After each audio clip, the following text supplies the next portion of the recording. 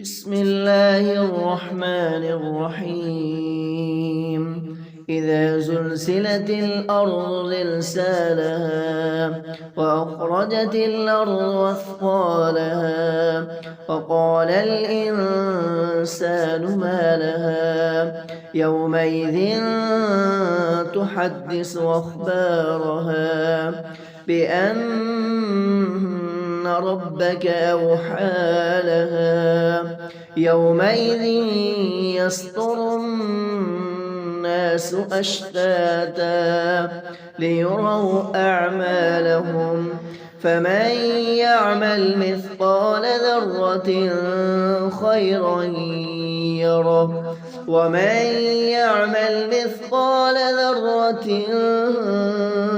شرا يره. صدق الله العظيم.